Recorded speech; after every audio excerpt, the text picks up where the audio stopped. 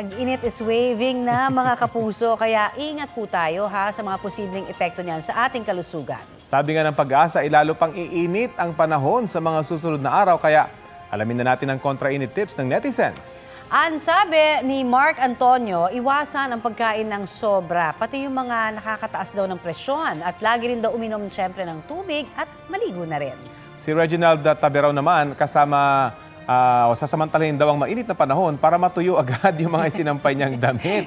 O, diba? Positive. O, diba? Oo nga, at least. No? Si Gemma Villesas naman, maliligo sa dagat o kaya ay gagala sa mall para magpalamig.